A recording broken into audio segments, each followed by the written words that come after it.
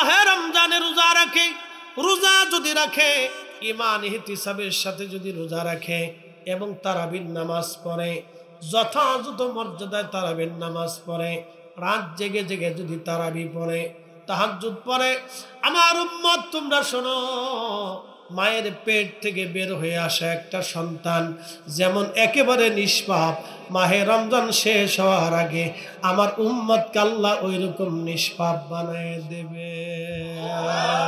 গুফিরা লাহু মা তাকদ্দামা মিন যামবিহি, আমার রাসূল বললেন তার জীবনের সব গুনাহ মাফ মাফ মাফ মাফ। একসাথে বলা যাবে কি মারহাবা? একসাথে বলেন কি? মাফ। কি রাখলে? রোজা রাখলে। কিসের সাথে? ঈমান ইহতিসাবের সাথে।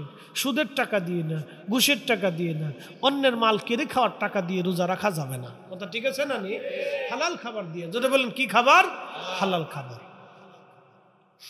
এ মুসলমান, হালাল খাবার দিয়ে রোজা রাখেন, হালাল খাবার দিয়ে ইফতার করেন, তারাবির নামাজ আদায় করেন। কয় রাকাত? 8 রাকাত না 20 রাকাত? 20 রাকাত। যারা 8 রাকাত বানাইলো ওরা নামাজ পড়, মসজিদে জুতা চোর যায়। আমার ঢাকাতে আমার হাউজিং এর মসজিদ, হাজার হাজার মুসল্লি হয়, 4 থেকে 5,000 মুসল্লি প্রত্যেক জুমায় হয়।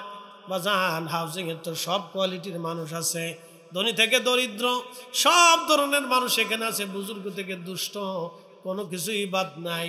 প্রত্যেক জুমাতে জুতা চুরি হয়, চোর ধরা যায় না, প্রত্যেক জুমাতে চুরি হয়, প্রত্যেক জুমাতে জুতা চুরি। তো জুতা যারা চুরি করে তারা চেষ্টা করে জুতা মোতা বেশি বিড়ি টিড়ি গাঁজা মাজা খায়। কথা ঠিক আছে না? ওরা নিয়ে ওই গুলিস্তানের ওই পারে নিয়ে জুতা বিচ্ছে দেয়। আর এই গুলিস্তানে একটা মার্কেট আছে, সুরাই মার্কেট, মার্কেটে সুরাই মার্কেট, মার্কেট আছে জাকাতের মার্কেট, কত কোয়ালিটির মার্কেট, সুরাই মার্কেট, জাকাতের মার্কেট, হ্যাঁ মার্কেটের শেষ নয়, খয়রাতি মার্কেট, কত কোয়ালিটির মার্কেট। তো মনোযোগ দেন, কথা শুনবেন। তো প্রত্যেক জুমাতে জুতা চুরি, প্রত্যেক জুমাতে। তো মসজিদে জুতা চোর আছে, নামাজ চোরও আছে। কথা কন না কেন? হযরত ওমর তারাবির নামাজ চালু করলেন 10,000 সাহাবীর উপস্থিতিতে, 10,000 সাহাবীর উপস্থিতিতে তিনি তারাবি চালু করলেন 20 রাকাত। হযরত শাহজালাল ইয়ামানি দেশে আসলেন 750 বছর আগে, 360 জন আল্লাহর ওলি নিয়ে আসলেন। যদি তারাবির নামাজ 8 রাকাত হতো তাহলে হযরত শাহজালাল ইয়ামানি 360 জন আল্লাহর ওলি, তিনারা 8 রাকাত তারাবি এই জমিনে বাস্তবায়ন করিয়া যাইত। তারা যেহেতু 20 রাকাত করছে, এ সিলেটের মুসলমান, হবিগঞ্জের মুসলমান, এটা কি বানিয়েছুম না? বানিয়াচুঙের মুসলমান, তাহলে শুনে যাবে না, আমরা কারো ফতোয়া মানব না, শাহজালাল 360 আউলিয়াটাই ঠিক।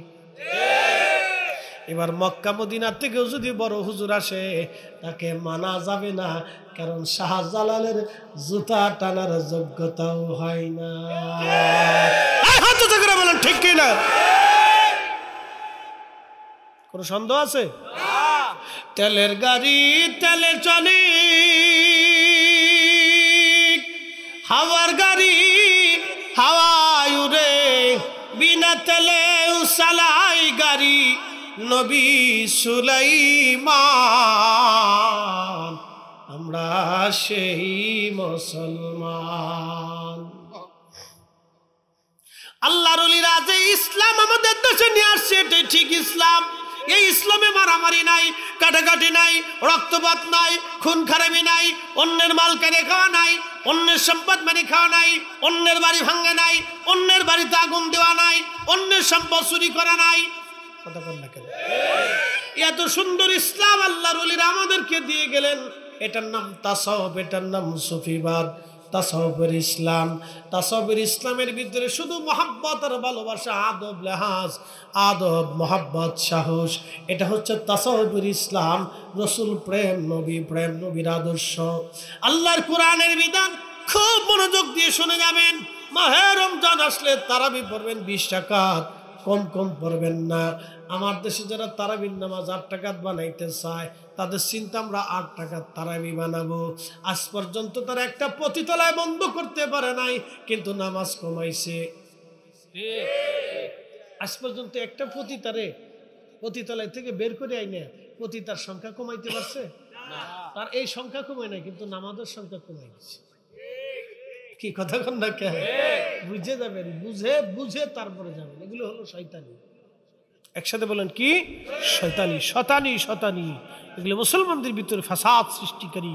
আল্লাহ ফাসাদ থেকে আমাদেরকে মুক্ত রাখুক, বলেন আমিন। অনেক বড় ফাসাদ, এটা অনেক বড় ফাসাদ। এদেশের কত যুবক তারাবির নামাজি পড়ে, কি কথা আছে না ভাই? বহু মুসলমান নামাজি পড়ে না। এত চিন্তা হলো তোরা 8 টাকা তার 20 টাকা, নামাজ না থাকলেই তো ভালো।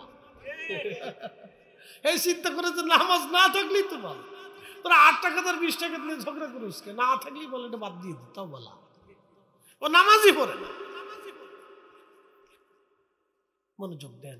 এই যে মাহে রমজান আসতেছে, একটা ফজিলত বর্ণনা করে দিয়েছে, খুব ইম্পর্টেন্ট। আল্লাহ রসুল বলেন, ও আমার উম্মত, তোমরা মাহে রমজানে যেটা আল্লাহর পথে ব্যয় করো, খরচা করো, আল্লাহ অন্য মাসে সেটারে 10 গুণ থেকে 70 গুণ, 70 থেকে 700 গুণ বাড়ায়। যেমন আপনি এখন দান করছেন, কি করছেন? দান করছেন 1 টাকা। তো আপনারা আল্লাহ 1 থেকে 10, 10 থেকে 70, 70 থেকে 700 গুণ পর্যন্ত আল্লাহ বাড়াবে। কিন্তু মাহে রমজানে 1 টাকা দান করছে, যদি ইখলাসের সাথে দেন, তাহলে কত গুণ যে বাড়াবে এটা আল্লাহ ছাড়া কেউ জানে না। না আসতে হয়ে গেছে, জোরে বলেন। বিগয়রি হিসাব, হিসাব ছাড়া। এখন কত গুণ যে আল্লাহ দিবে আল্লাহ ছাড়া কেউ জানে না। আল্লাহর নবী বলেন, হে আমার উম্মত, ইয়া আল্লাহ, হে আমার উম্মত, তোমরা শুনিয়া যাও। আমার উম্মত তোমরা শুনো, ও আমার উম্মত তোমরা শুনিয়া যাও। মাহে রমজানে তোমার রোজাদারকে তুমি ইফতার করাও, যদি সম্ভব হয় 1 বেলা দুধ দিয়ে করাও, যদি তা না পারো 1টা খেজুর দিয়ে করাও, যদি তা না পারো তাহলে 1 পেয়ালা পানি দিয়ে তোমার ভাইকে ইফতার করাও। যদি তুমি ইফতার করাইতে পারো তাহলে তোমার রোজা হোক বা না হোক, যারে ইফতার করাইলা তার রোজা হোক বা না হোক, আমার আল্লাহ কবুল রোজার সওয়াব তোমার আমল নামায় লিখে দিবে ইফতার করানোর কারণে। জোরে বলেন মারহাবা। আর যদি তুমি রোজাদারকে পেট পুড়ে খাবার খাওয়াও, তৃপ্তির সাথে যদি রোজাদারকে খাবার খাওয়াও, আল্লাহ নবী বললেন, তাহলে তোমরা গ্যারান্টি নিয়ে যাও, আমি কিয়ামতের ময়দানে তোমাকে হাউজে কাউসারের পানি পান করাবো। জোরে বলেন, জোরে জোরে চিৎকার মেরে বলেন আল্লাহু আকবার। কোন পানি? কোন পানি? হাউজে কাউসারের পানি। দুধের চাইতে সাদা, মধুর চাইতে মিষ্টি, মিষ্কের চাইতেও ঘেরান, এত চমৎকার পানি। নবীজি বললেন, কোন চোখ কখনো দেখে নাই, কোন জিহ্বা কখনো স্বাদ নিতে পারে নাই, এতই মজার পানি। একবার যদি আমার উম্মত পান করে, তাহলে শুনে রাখো, জান্নাতে যাওয়ার আগ পর্যন্ত পানির কথা মনে থাকবে না। ওই পানি আমি পান করাবো যদি আমার উম্মত রোজাদারকে তৃপ্তির সাথে খাবার খাওয়ায়, তৃপ্তির সাথে খাবার খাওয়ায়। আল্লাহ কবুল করুন, জোরে বলেন আমিন। নারে তাকবীর, নারে রিসালাত। তাহলে হাউজে কাউসারের পানি পাইতে হলে কি করা লাগবে? রোজাদারকে খাওয়াইতে হবে। কথা ঠিক কিনা? রোজাদারকে কি করাইতে হবে? খাওয়াইতে হবে, তৃপ্তির সাথে খাওয়াবেন। পৃথিবীর সমস্ত সৃষ্টিটাকে আল্লাহ সুন্দর করে বানাইলেন, আমাদেরকে আল্লাহ সুন্দর দিলেন। লাকাদ খালাকনাল ইনসানা ফি আহসানি তাকবীর।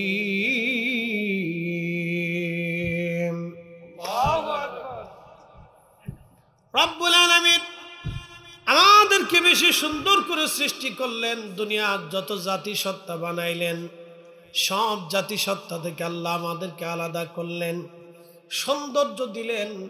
আল্লাহ আমাদেরকে মানুষ রূপে দুনিয়াতে বানাইলেন, অনেক সুন্দর বানাইলেন। আমার আল্লাহ বললেন, সুন্দর অবয়ব দিয়া আমি মানব জাতিকে সৃষ্টি করলাম। আদম আলাইহিস সালামকে যখন আল্লাহ বানাইতেছিলেন, তখন আমার আল্লাহ নিজের কুদরতি হাত দিয়া হযরত আদমের স্ট্রাকচার আল্লাহ তৈরি করেছেন। আদমের এই সুন্দর অবয়ব দেহ আমার আল্লাহ নিজের হাতে গঠন করেছেন। একবার জোরে বলা যাবে কে মারহাবা। আমাদের এই গঠন কার পছন্দ? একসাথে বলেন, আরো জোরে। আমাদের এই গঠন প্রণালী কার পছন্দ? আমার এই হাত, নখ, চোখ, কান, নাক, পা, দেহ, অঙ্গ প্রত্যঙ্গ সব আল্লাহর পছন্দ। আল্লাহ নিজের কুদরতি হাতে এটা গঠন করছে। নিজের কুদরতি হাতে আল্লাহ রাব্বুল আলামিন এগুলো তৈরি করছেন, আমাদেরকে গঠন করছে। করে এই জন্য বলছে লাকাদ খালাকনাল ইনসানা ফি আহসানি তাকওয়িম। তোমাদেরকে সুন্দর অবয়ব দিয়ে আমি আল্লাহ সৃষ্টি করেছি। রব্বুল আলামিন আমাদের সৌন্দর্য দিলেন। এই সৌন্দর্য আমার রব আমাদেরকে আল্লাহ দিলেন। আপনি ছোট্টকালে একরকম ছিলেন, যত বয়স হয় আপনার ভিন্নতা আসতে লাগলো। আপনার চেহারার ভিন্নতা আসে, আপনার স্বাস্থ্যের ভিন্নতা আসে। যত দিন যায় যত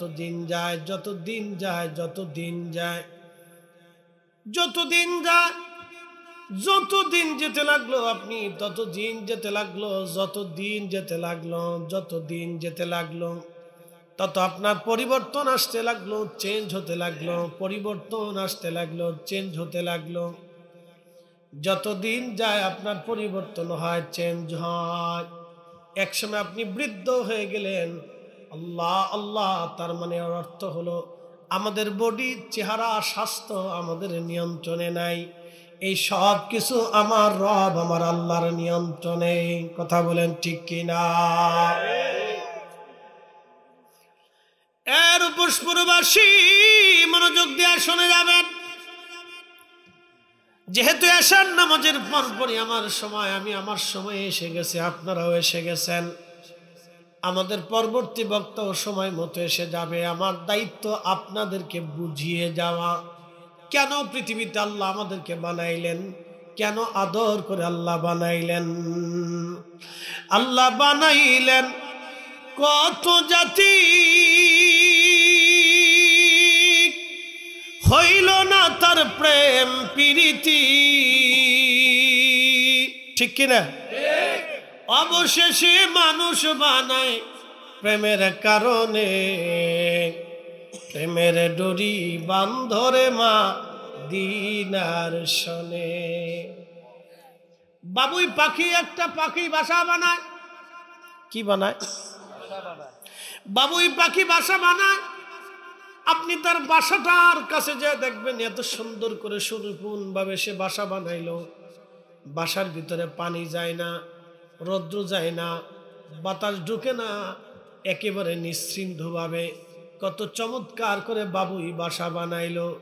ভিতরে আবার তালা তালা রুম করে বানাইলো, যেন শত্রুর আক্রমণ থেকে রক্ষা হতে পারে।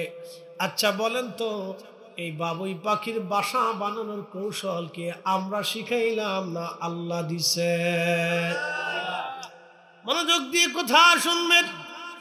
আমাদের দেশে বলে কাঠ ঠোকরা একটা পাখি আছে না? ওটার কি বলে আপনাদের দেশে? কাঠ ঠোকরা। আচ্ছা, কাঠ ঠোকরার মুখের মধ্যে দেখবেন কত শক্ত মজবুত, সে টুকরায় কাঠ ছিদ্র করে। আপনি বুঝেন তো তার মুখের এই কাঠ ঠোকরার এই মুখের উপরে যে শক্ত একেবারে হাড় মজবুত, যেটা একবারে আঘাত করে গাছ ফুটা করে ফেলে, এটারে এই শক্ত করে বানাইয়া এই পাখার বাসা বানানোর মতো কৌশল এই মিস্ত্রি আমরা বানাইছি না আল্লাহ বানাইছে? একসাথে বলেন আল্লাহু আকবার। আমরা কেউ বানাই নাই, তারা আল্লাহ বানাই দিছে। এই মেধাটা আল্লাহ তারে দিছে। একটা মুরগি ডিমের উপরে 22 দিন তা দেয়, 22 দিন পর্যন্ত ডিমের উপরে বসে থাকে। এই সময় সে পর্যাপ্ত পানি খায় না, খাবার খায় না, ডিমের উপরে ভাই মুরগিটা বসে থাকে। এখন প্রশ্ন করি, জবাব দিবেন। ডিমের উপরে মুরগিটা বসে থাকে 22 দিন, তার বাচ্চা ফুটাইতে হবে, বাচ্চা লালন পালন করতে হবে, বাচ্চারে খাওয়াইতে হবে। এই বিদ্যা আমরা দিছি না আল্লাহ দিছে? আল্লাহ আল্লাহ আল্লাহ। এই জন্য আল্লাহ বললেন ফাবি আই আলা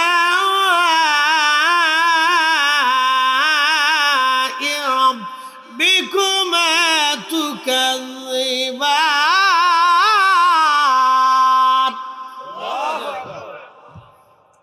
হে মানুষ আর জিন, তোমরা বলো আল্লাহর দেওয়া কোন কোন নিয়ামত তোমরা অস্বীকার করবা? তোমরা বলো আল্লাহর দেওয়া কোন কোন নিয়ামত অস্বীকার করবা? তোমরা বলো। একটা কুকুর 50 কিলোমিটার দূরে যদি গরু মরে যায় অথবা কোনো প্রাণী মরে যায়, তার গন্ধ ছড়ায়, অথবা 50 কিলোমিটার দূরেও যদি কোথাও রান্না বান্না খাওয়া দাওয়ার শুরু হয়, তাহলে 50 মাইল দূর থেকে কুকুরের নাকে ঘিরান লাগে। এই ঘিরানটা বাতাসের মাধ্যমে আমরা পৌঁছাই না, আল্লাহ পৌঁছায়। কুকুরের নাকে রাডার কি আমরা দিছি না আল্লাহ দিছে? আল্লাহু আকবার। একটা মশা বাসে কতদিন? একসাথে বলেন। আমি এক এক করে বলতেছি, খালি আপনারা শুনবেন আর বুঝবেন যে আল্লাহ কি আর আমাদের করণীয় কি। কথা ঠিক আছে না? যে আল্লাহ কি আর আমাদের করণীয় কি আমি এক এক করে বলতেছি, আপনারা বুঝেন, শুধু শুনবেন আর উত্তর দিবেন, মনোযোগ দেন। একটা মশা 2.5 দিন বাঁচে। এই 2.5 দিনের হায়াত পেয়ে মশা কানের কাছে যেমনি জোরে জোরে জোরে জোরে ডাক দেয়, তো মনে হয় যে পারমাণবিক বোমা মারতে হয়েছে। আর যদি 50 বছর হায়াত পাইতো, তাহলে আপনার আর মশারিও থাকতো না দেশে, মশারি তো কোলাইতে পারতেন না। কথা ঠিক আছে না? দাবরাই ধরে ডাকাতের মতো এসে আপনার ঘরের তে এসে রক্ত শুষে গিয়ে খাইয়ে চলে যেত। দিবি না কে? দিতে হবে। আল্লাহ তারা 2.5 দিন হায়াত দিচ্ছে। একটু চিন্তা করে, এই 2.5 দিনের হায়াত কিন্তু রব্বুল আলামিন তাকে এমন একটা বিদ্যা দিয়ে দিল, আল্লাহ তার মগজে এমন একটা বিদ্যা দিল, এমন নাকের ঘ্রাণ শক্তি আল্লাহ তারে দিয়ে দিল। আপনার রক্তের গ্রুপ কি মশা এটা জানে। এ পজিটিভ রক্তওয়ালার এ পজিটিভ মশাই খাবে, ও নেগেটিভ রক্তওয়ালার ও নেগেটিভ ওয়ালা রক্ত এই মশাই খাবে। অন্য কোনো মশা তার রক্ত নেয় না। মশার নাকের মধ্যে এই একেবারে অদৃশ্য এই ল্যাবে বসাই দিল কে? এই রক্ত পরীক্ষা করার জন্য পৃথিবীর কোথাও মশার যেতে হয় না, তার নাকের মধ্যে আল্লাহ রাডার বসাই দিয়েছে। একসাথে বলবেন আল্লাহু আকবার। সেজদা কারে দিব? জোরে বলেন। জিকির হবে কার? হালাল হারাম মাইনে চলবো কার? আল্লাহটা মানতে। বুঝে যাবে। মশা শেষ করলাম, এবার পিঁপড়ে আসে। পিঁপড়া দলবদ্ধ ভাবে বাসে। পিঁপড়ার যে রানী আছে, পিঁপড়ার পুরুষরা ঘরের মধ্যে থাকে, আর পিঁপড়া মহিলা পিঁপড়ারা সারা দেশ ভরে খাবার জোগাড় করে, বাইদে গোষ্ঠীর মতো। মারহাবা বলবেন না? বাইদে চিনছেন না আপনারা? আপনাদের সিলেটে কি বলে? হিতা হয় বাসনা বাইদে না নি? আচ্ছা ঠিক আছে, ওই তো ইনশাল্লাহ। তো বাইদ্য আমাদের ফরিদপুরেও কে বাইদ্য। তো এই বাদিয়ারা দেখবেন পুরুষটা অনেক সময় ঘরের মধ্যে থেকে বেটিরা কাজ করে বেড়ায়। তো পিঁপড়ার মহিলারা সারা দেশ ভরে খাবার জোগাড় করে, আর পুরুষটা ঘরের ভিতরে থাকে। কি আল্লাহর কৌশল! ইয়া রাব্বি। মহিলারা রাজা, বেটারা প্রজা। এই জন্য আমাদের দেশে মুসলমান জাতির ভিতরে আল্লাহ পুরুষদেরকে রাজা বানাইছে, নারীদেরকে রানী বানাইছে। রানী যদি রাজা হইতে চায় আর রাজা যদি রানী হয়ে যায়, তাহলে বুঝবেন যে এ দেশে আর শান্তি নেই, দেশ শেষ। আবার বলি, রাজা যদি রানী হয় আর রানী যদি রাজা হয়, তাহলে বুঝবেন দেশ শেষ, সমাজ শেষ, রাষ্ট্র শেষ, সংসারও শেষ। আল্লাহর নবী বলেন, উম্মত তোমরা শুনে নাও কিয়ামত কবে হবে। বলে যখন দেখবা পুরুষরা নারীর আনুগত্য করে, স্বামীরা স্ত্রীর আনুগত্য করে, স্ত্রীরা স্বামীরে ধমক দিয়ে বসায় রাখে, স্ত্রী যা বলবে স্বামী সেইভাবে ফিসে ফিসে ঘুরে, স্ত্রী মার্কেট করে আর স্বামী ভ্যানিটি ব্যাগ নিয়ে ফিস ফিস ঘুরে। কথা বুঝেন নাই? সাচ্চা সাচ্চা কথা। আল্লাহর নবী বললেন তখন তুমি কিয়ামতের অপেক্ষা করো। নারীরা মার্কেট করবে, পুরুষরা ফিস ফিস বেনিফিট ব্যাগ নিয়ে ম্যাডামের ফিসে থাকবে। হোম মিনিস্টার, মিনিস্টারের নাম কি? Home minister. বিরাট বড় পাওয়ার। বাংলাদেশের সবচেয়ে বেশি পাওয়ারফুল হলো হোম মিনিস্টার। প্রধানমন্ত্রীর ভ্যালু নেই, রাষ্ট্রপতির ভ্যালু নেই, প্রধান সেনাপতির এখানে কোনো ভ্যালু টেলু নেই। হোম মিনিস্টারের যে পাওয়ার, প্রধান বিচারপতির ভ্যালু নেই, হোম মিনিস্টারের বিরাট বড় পাওয়ার। বাংলাদেশের সবচেয়ে বেশি পাওয়ার হচ্ছে হোম মিনিস্টার। উনি যা বলবে তাই, কথা শুনতেই হবে আপনাকে। নাম হচ্ছে হোম মিনিস্টার। আল্লাহর নবী বলেন উম্মত হোম মিনিস্টার যদি পাওয়ারফুল হয়ে যায় আর সাধারণ মিনিস্টার যখন একবারে নিম্ন পর্যায়ে চলে যায় তখন বুঝবা কিয়ামত চলে আসতেছে। অপেক্ষা করো কিয়ামতের। এর পুষ্পুরবাসী মনোযোগ দিয়ে শুনে যাবেন।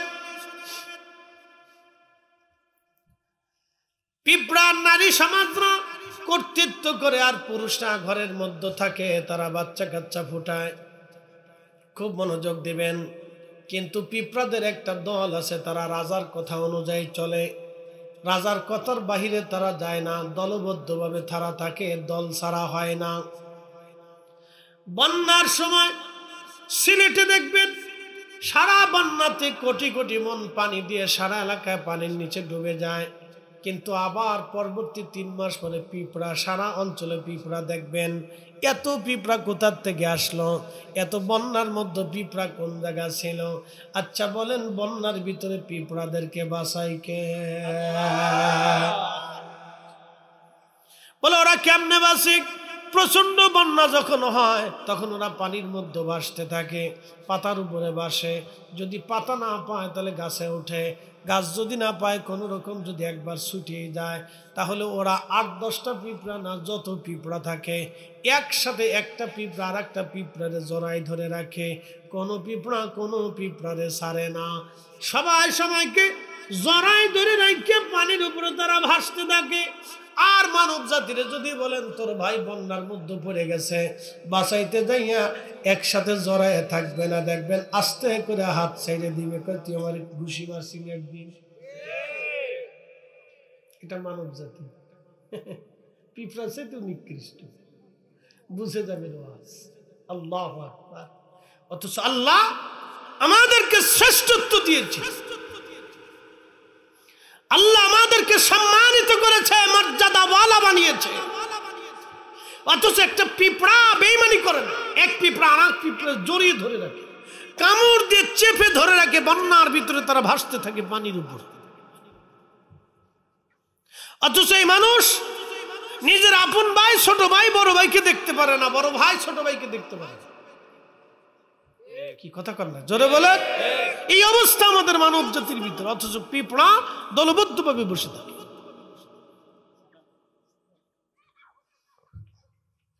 আর পুষ্পুরবাসী মনোযোগ দিবেন। পিঁপড়ার গল্প শোনাইলাম, মশার কাহিনী শোনাইলাম। বন্ধু আমার, এক একটা প্রাণী এরকম আল্লাহ আমাদেরকে, প্রত্যেকটা প্রাণীর ভিতরে আল্লাহ গুণাবলী দিয়েছেন। প্রত্যেকটা প্রাণীর মধ্যে আল্লাহ গুণাবলী দিয়েছেন, গুণ দিয়ে দিয়েছেন, ভালোবাসা দিয়েছেন। আহা, মনোযোগ দিয়ে শুনবেন। আপনারা দেখেন ব্যাঙ যখন ডাকে তখন বুঝবেন আল্লাহর আকাশ থেকে বৃষ্টি আসবে। কারণ ব্যাঙ যখন ডাকে তখন শুধু ব্যাঙ ডাকে না, সে আল্লাহকে বলতে থাকে, ইয়া রব, আপনি আমার মাখলুক বানাইছেন, পানি কেন দিবেন না, পানি দেন। খুব মনোযোগ দেন। হুজুর দলিল কি? হা, দলিল দিয়ে যায়। ব্যাঙ যখন ডাকে বুঝবেন আল্লাহর আকাশ থেকে বৃষ্টি আসবে। এর উপস্পুরের মুসলমান, আপনি ভাবেন শুধু আপনি কান্নাকাটি করেন, আমার আল্লাহর না, আল্লাহ সৃষ্টি ব্যাঙ ডাকাডাকি করে। দেখবেন আপনার ওই যে ব্যাঙের কথা বলছিলাম, এরকম প্রত্যেকটা প্রাণীর কথা আমি আপনাদেরকে শোনাই দিয়ে যাই। বলে হুজুর কেন শোনাইতেছেন? এখান থেকে অনেক কিছু শিখার আমাদের আছে। আল্লাহ কোরআনে বললেন ওয়াতাফাক্কারুনা ফি খালকিস সামাওয়াতি ওয়াল আরদ, আসমান জমিনের মধ্যে যা কিছু আছে সব কিছু নিয়ে তুমি ফিকির করো, চিন্তা করো, গবেষণা করো, তাহলে আমি রব কি জিনিস তুমি জানতে পারবা। চিৎকার মেরে জোরে বলেন আল্লাহু আকবার। কখনো তোমাকে যদি ভুলি, হেদায়েতের আলো জেনে নিয় কাছে তুলি, ঠাই দিও প্রিয়তম অগ, ঠাই দিও প্রিয়তম অগ মহিয়ান, তুমি রহমান তুমি মেহেরবান। অন্ধ গাহে না শুধু তোমারি গুণগান, বুঝেও বুঝে না তবু শান, তুমি রহমান তুমি মেহেরবান। হযরত সুলাইমানের জামানাতে বৃষ্টি হয় না, পানির অভাবে কষ্ট হয়। দেখবেন প্রচন্ড গরমের সময় সিলেটে বৃষ্টি হয়। গত বছর সিলেটে বৃষ্টি হলো, কিন্তু সারা বাংলাদেশে বৃষ্টি নাই। প্রচন্ড গরমে আমাদের উত্তর দক্ষিণ বঙ্গগলিতে সলাতুল ইস্তেসকা পড়লো হাজার হাজার, কিন্তু একটা সলাতুল ইস্তেসকার নামাজের পরে একটা জায়গাও বৃষ্টি হইল না। তার মানে দোয়া কবুল হইল না। কথা কর না কেন? দোয়া কবুল হইল, হাজার হাজার নামাজ পড়েছে, কবুল হয়নি। তার মানে অর্থ হলো আমাদের হাতের ভিতরে ময়লা জমে গেছে। আমাদের হাতের ভিতরে কি জমে গেছে? ময়লা জমে গেছে। দেখেন ব্যাঙে কেমনে দোয়া করে, আজকে ব্যাঙের দোয়া শেখে। ইয়া আল্লাহ। ইমাম ইবনে কাসির আল বিদায়া ওয়ান নিহার মধ্যে লিখতেছেন, সুলাইমানের উম্মতরা ডাক দিয়ে বলল, হুজুর বৃষ্টির অভাবে আমাদের কষ্ট হয়, নবী গো বৃষ্টির বড় দরকার, পানির বড় দরকার, আমাদের কষ্ট হয়। সুলাইমান আলাইহিস সালাম বললেন, তাহলে এক কাজ করো, বৃষ্টি যেহেতু লাগবে তাহলে তোমরা বৃষ্টির জন্য আসো, আমরা একসাথে সালাতুল ইস্তিসকা পড়ি। সালাতুল ইস্তিসকার নামাজ পড়ি। সমস্ত উম্মত নিয়ে সুলাইমান আলাইহিস সালাম রওনা করলেন।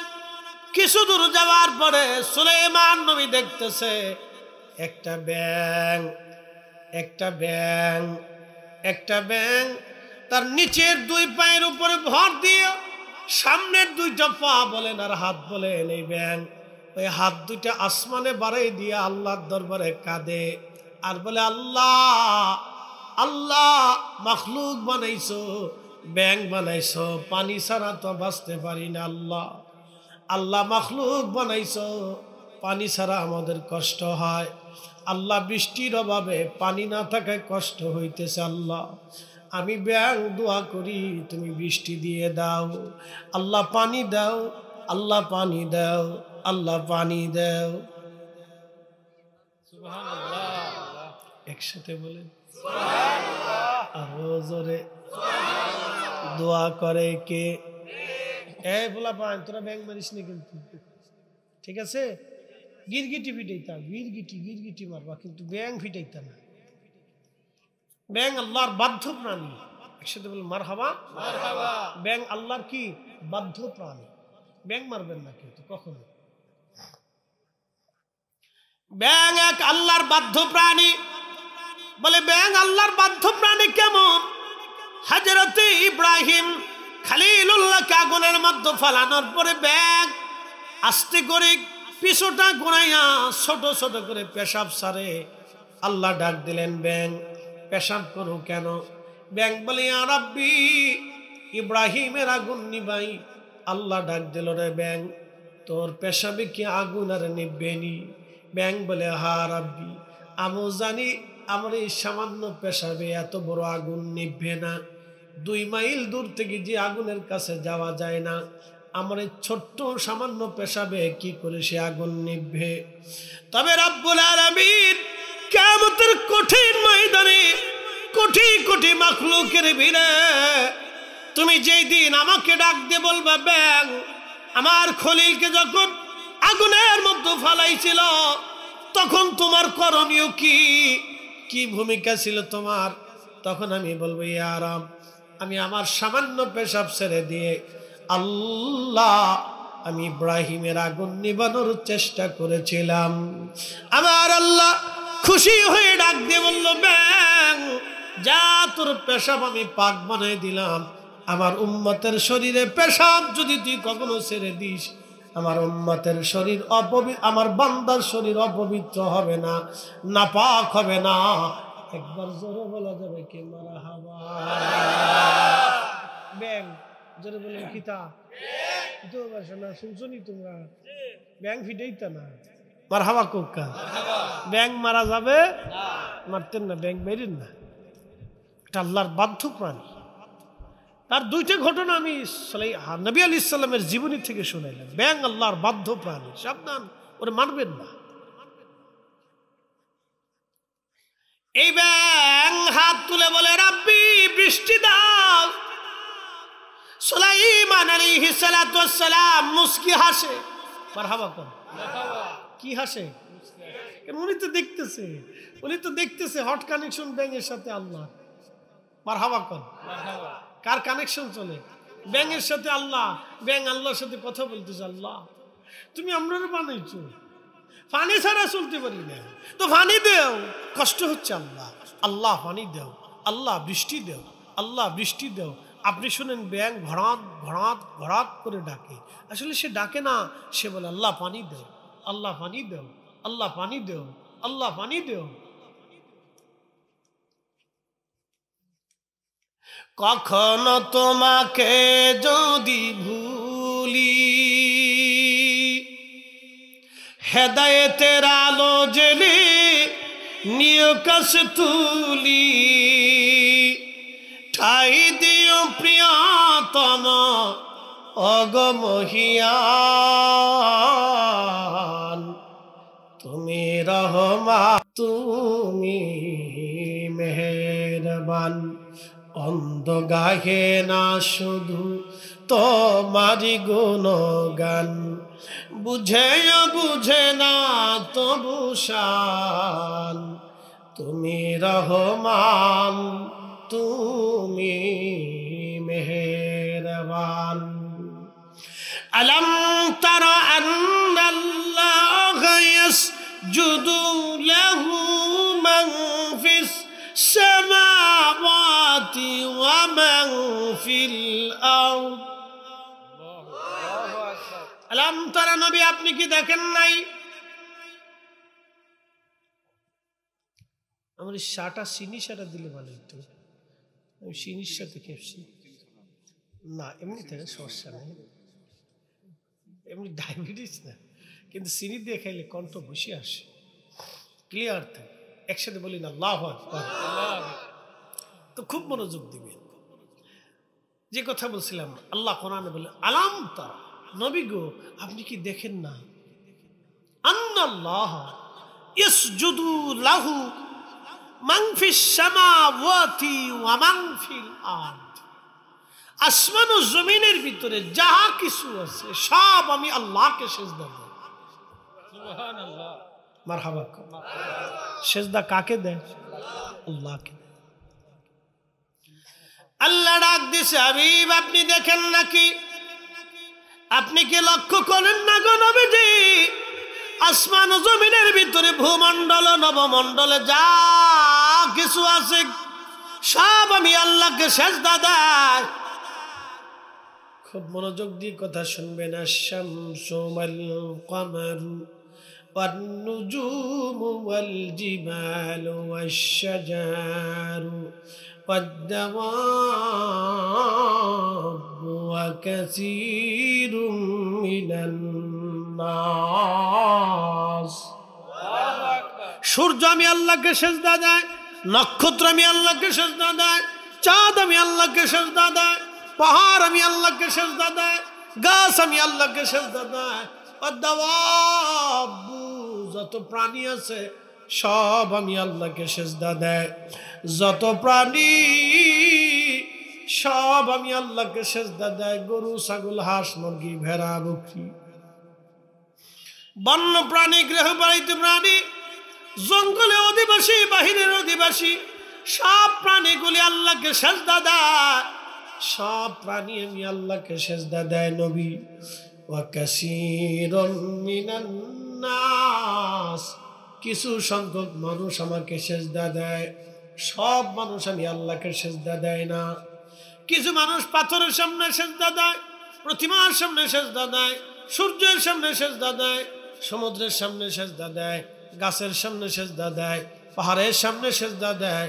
সে যে পাথরের সামনে সেজদা দিল ওই পাথর আল্লাহকে সেজদা দেয়, সে আগুনের সামনে সেজদা দিল ওই আগুনও আল্লাহকে সেজদা দেয়, সে যে সূর্যের সামনে সেজদা দিল এই সূর্য সেই রবকে সেজদা দেয়, সেই যে পাহাড়ের সামনে সেজদা দিল এই পাহাড় আল্লাহকে সেজদা দেয়, সে যে গরুর সামনে সেজদা দিল সে গরু আল্লাহকে সেজদা দেয়। একসাথে বলবেন আল্লাহু আকবার। এই সব মাখলুক সেজদা দেয় কাকে? আমরা সেজদা দিব কাকে? বুঝে যাবেন বন্ধু। এই জন্য নামাজ নামাজ নামাজ নামাজ। এই ওয়াজের পরে আজকে থেকে নিয়ত করে যাবেন, ইয়া রব আর কখনো তোমার সেজদা বাদ দেব না। আহা, একটা ব্যাঙ আল্লাহরে ডাকে, আল্লাহ পানি দাও পানি দাও পানি দাও। সুলাইমান নবী মুস্কি হাসি দিয়ে বললেন, এ উম্মতেরা ফিরে চলো, আমাদের সালাতুল ইস্তিসকার নামাজ পড়া লাগবে না। বলে কেন হুজুর? বলে যেই জন্য নামাজ পড়তে যাব তো বৃষ্টির জন্য। বলে হা, তো বৃষ্টি আসলেই তো সারে। বলে হুজুর নামাজ পড়লাম না, দোয়া করলাম না, কেমনে বৃষ্টি হবে? বলে ও আমার উম্মতেরা, তোমাদের দোয়া করার আগে আমি দেখতেছি একটা ব্যাঙ দুই হাত বাড়াইয়া আল্লাহর দরবারে হাত তুলে কাঁদতেছে বৃষ্টির জন্যে। আজকে আল্লাহ ব্যাঙের দোয়া কবুল করে নিয়েছে, ব্যাঙের কারণে আজ বৃষ্টি হবে। অতএব তোমরা চলো, দোয়া করা লাগবে না আর নামাজও পড়া লাগবে না, আমরা সালাতুল ইস্তিসকার আর প্রয়োজন হবে না। আমরা যেই জন্য নামাজ পড়বো সে কাজ ব্যাঙে সেরে দিয়েছে। তোমরা চলো। একবার জোরে বলা যাবে কি মারহাবা? আল্লাহু আকবার। ব্যাঙ দোয়া করে কার কাছে? আমরা করব কার কাছে? আমরা করি কার কাছে? তো ওরা কারা যারা দোয়া বন্ধ করার জন্য উঠে পড়ে লাগলো? ওরা কারা? কি কথা বললো? জোরে বলেন। ওরা কারা যারা আজকে দোয়ার উপরে বেদাতের তবকা দিয়ে সিল মোহর মারিয়া সমাজ থেকে মুসলমানদের দোয়া কেড়ে নিতে চাচ্ছে? ওরা কারা? যারা মুসলমানের এই পরম ইবাদত আল্লাহর সাথে কথা বলা, দোয়া মানে আল্লাহর সাথে কথা বলা। বান্দা যখন হাজত কার কাছে কোয়া? আল্লাহ আপনি দেন, আল্লাহ আপনি আমাকে দেন। আমি তো ভিখারি, কত ঠিক আছে না? আমরা কি ভিখারি না? আমরা সবাই আল্লাহর দরবারে ভিখারি। তা আমরা চাবো তো আল্লাহর কাছে। তো বান্দা তো বিনয় বিনয় বিনয় বিনয় আল্লাহর কাছে চায়, আর আল্লাহ খুশি হয় বান্দা চা। যত চাবি তত দিব, যত চাবি তত পাবি, যত চাবি তত পাবি, যত চাবি তত পাবি। ব্যাঙে চাইয়া বৃষ্টি নামাইলো আর আমরা চাইলে বেদাত হয়, আমরা হাত বাড়াইলে বেদাত হয়। একা করলেও একা করাই ভালো, জমাতে করলে বেদাত হয়। আরে আল্লাহর দরবারে হাত বাড়াই একা দোয়া করলে যদি দোয়া হয় তাহলে জমাতে করলে দোয়া হয়। দেশে শয়তান বিরাট উপরে ভর করছে। এই যে কয়েকদিন পরে আগামীকালকে বরাতের রাত আসতেছে, আসতেছে না? কিসের রাত আসে? বারাতের রাত। দেখবেন এই বহু শয়তান বাপরে বাপ উঁচু করে লাগছে, মসজিদ ঠেলা মেরে দাও, বন্ধ করে দাও, এ রাত্রে কিচ্ছু নাই, সব বেদাত। শয়তানের চিন্তা করে 1450 বছর আমি যা পারিনি, ওরা টুপি মাথায় দিয়ে কাজ সেদি ফেলছে।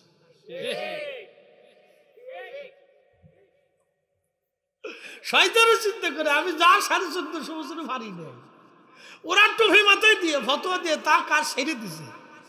আমার কাজ ওরা আঞ্জাম দিতেছে। আমার দায়িত্ব ছিল মসজিদ থেকে বের করে নিয়ে আসা, সেই কাজ হুজুররা করে দিচ্ছে। সবাই না, কেউ কেউ। কথা ঠিক আছে না ভাই? তার মানে বুঝে গেল শয়তানের খলিফা। একসাথে বললেন শয়তানের খলিফা, শয়তানের খলিফা। শয়তানের দায়িত্ব ছিল মসজিদ থেকে বের করা আর মসজিদে ঢুকতে না দেওয়া। শয়তানের দায়িত্ব ছিল নামাজ থেকে সরাই আনা আর নামাজের মুসল্লায় দাঁড়া না করানো। কথা ঠিক আছে না? শয়তানের দায়িত্ব ছিল আল্লাহর দরবারে হাত না তুলাইতে বান্দাকে সরাই আনা, বন্ধ করে দেওয়া। শয়তান এই কাজটা আমি যা 1400 বছরে পারিনি, তোরা তা করে দিছিস। আপনাকে সূক্ষ্মভাবে বুঝতে হবে, আপনি বারাতের রাত্রে কার সামনে দাঁড়াবেন? আল্লাহর সামনে। কার দরবারে হাত তুলবেন? আল্লাহর দরবারে। কার জিকির করবেন? আল্লাহ। কার তেলাওয়াত করবেন? আল্লাহ। আল্লাহর কোরআনের তেলাওয়াত করবেন। কার দুরূদ পড়বেন? নবীর দুরূদ। কথা ঠিক আছে না? এখানে সে ফতোয়া মেরে সিল মেরে বন্ধ করে দিচ্ছে। আহা, কত মুসলমানই রাত্রে ঘুমাবে। শয়তান হাসবে আর করবে, আহা কার ছেড়ে দিচ্ছে, কার ছেড়ে দিচ্ছে। অথচ রাব্বুল আলামিন কোরআনে বললেন ফামাইয়ামাল মিসকালা যাররাতিন খায়রান ইয়ারা ওয়া মাইয়ামাল মিসকালা যাররাতিন শাররান ইয়ারা। অনুপরিমাণ খালি চোখে যেটা দেখা যায় না, অনুপরিমাণ খালি চোখে যেটা দেখা যায় না, সেই সামান্য পরিমাণ ইবাদত তুমি যদি করো, আমি আল্লাহ তারও বেনিফিট তোমাকে দিয়ে দেব। এবং অনুপরিমাণ গুনার কাজ যদি করো, আমি আল্লাহ তারও প্রতিদান তোমাকে দিয়ে দেব। এই জন্য আমাদের বক্তব্য হলো, নেকের কাজ যত ছোট হোক ছাড়ব না, গুনার কাজ যত ছোট হোক করব না। ঠিক কিনা? নেকের কাজ যত ছোট হোক ছাড়ব না, গুনার কাজ যত ছোট হোক করব না। মুসা আলাইহিস সালাম, হযরত ঈসা রূহুল্লাহ আলাইহিস সালাম একদিন পাহাড়ের পাশ দিয়ে যাচ্ছেন। সুন্দর একটা সাদা মার্বেল পাথর, ঈসা নবী সুন্দর সাদা পাথর দেখে চিন্তা করলেন, ইয়া রব, এত সুন্দর পাথর তো কখনো দেখিনি আল্লাহ, পাথরের মধ্যে কি? হযরত ঈসা আলাইহিস সালাম পাথরের বললেন, ইয়া রব, এত সুন্দর পাথর বানাইলা, পাথরের মধ্যে আছে কি? আল্লাহ বলেন, ঈসা তুমি কি দেখতে চাও? বলে হ্যাঁ দেখবো। তাহলে হাতের লাঠি দিয়ে আঘাত করো। ঈসা রূহুল্লাহ হাতের লাঠি দিয়ে আঘাত করলেন। আঘাত করার সাথে সাথে পাথরের মাঝখান থেকে ভেঙ্গে দুইটা টুকরা হয়ে গেল। ঈসা নবী লক্ষ্য করলেন একজন আল্লাহর বান্দা সবুজ একটা লাঠির উপরে ভর দিয়ে দাঁড়ায় দাঁড়ায় আল্লাহ আল্লাহ আল্লাহ আল্লাহ জিকির করে। আল্লাহর নবী ঈসা বললেন, ওহে আল্লাহর বান্দা, পাথরের মধ্যে তুমি করো কি? বলে আমি পাথরের মধ্যে আল্লাহর ইবাদত করি। বলে কত বছর? বলে 400 বছর ধরে আমি পাথরের মধ্যে আল্লাহর ইবাদত করি। আল্লাহু আকবার, ইয়া রাসূলুল্লাহ, জিন্দাবাদ। মনোযোগ দেন। কত বছর? 400 বছর। কিসের ভিতরে? পাথরের ভিতরে। আল্লামা ইমাম সাবরি নুজহাতুল মাজালিসের মধ্যে তিনি লেখেন 700 বছর পাথরের ভিতরে। এখন প্রশ্ন করতে পারেন ফরিদে হুজুর, পাথরের ভিতরে মানুষ কি করে বাঁচে? অক্সিজেন নাই, হাইড্রোজেন নাইট্রোজেন কিচ্ছু নাই, সব মুক্ত, বাতাস নাই, কি করে সম্ভব? এখন আপনাকে প্রশ্ন করি, জবাব দিবেন, মুরগার ডিমের মধ্যে মুরগি বাঁচায় কে? আল্লাহ।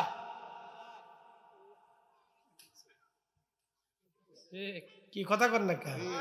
মুরগার ডিমের ভিতরে মুরগা কে বাঁচায়? মুরগি মুরগি মুরগি, বাচ্চা বাচ্চা, ডিমের ভিতরে বাচ্চা কে বাঁচায়? এরপরে যখন এটা বেরোয় আসতে চাই তখন মাথাটা ধাক্কা দিয়ে ফোটা করে উঁচা করে, আমি আসি কিন্তু,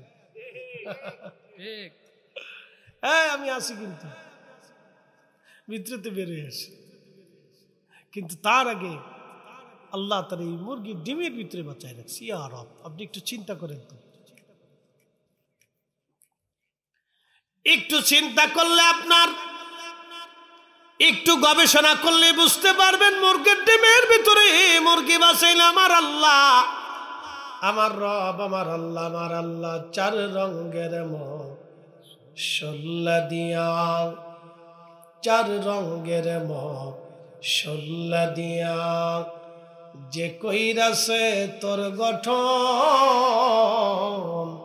চার রঙের মশলা দিয়া, আগুন পানি মাটি বাতাস একই যোগে করিয়া প্রকাশ, আগুন পানি মাটি বাতাস একই যোগে করিয়া প্রকাশ, দেখিলি না তুই কইরা তালাশ, ওরে দেখিলি না তুই কইরা তালাশ, কোন জায়গা সে মহাজন চার রঙের মশলা দিয়া, চার রঙের মশলা দিয়া যে কইরাছে তোর গঠন, চার রঙের মশলা দিয়া।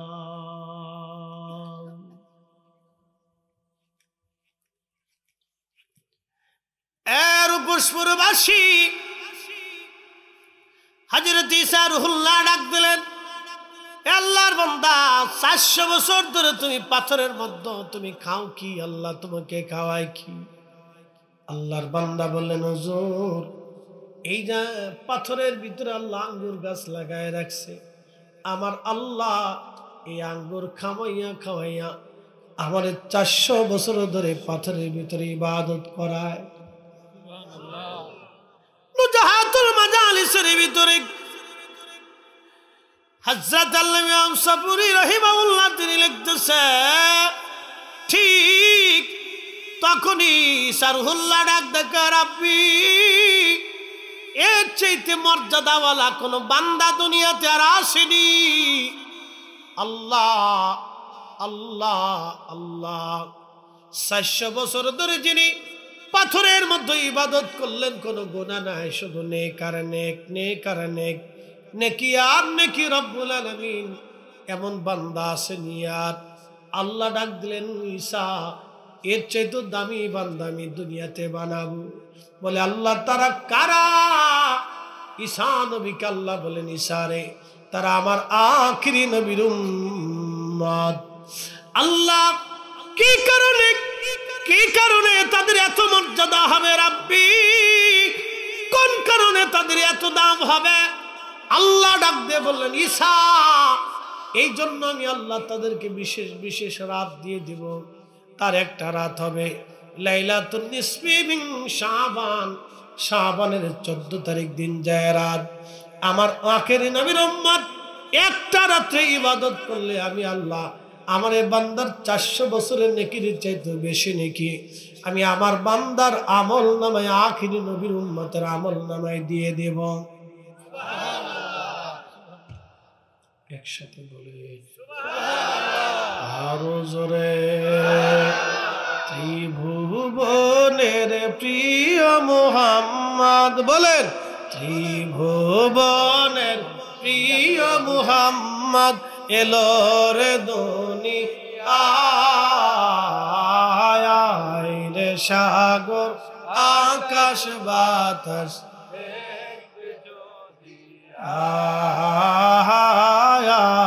রে, সাগর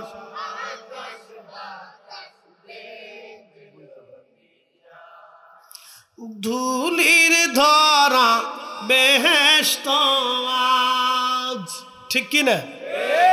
ধুলির ধরা বেহেশত আজ জয় করিল দিল রে লাজ, আজকে খুশির ঢল নেমেছে ধূসর সাহারায়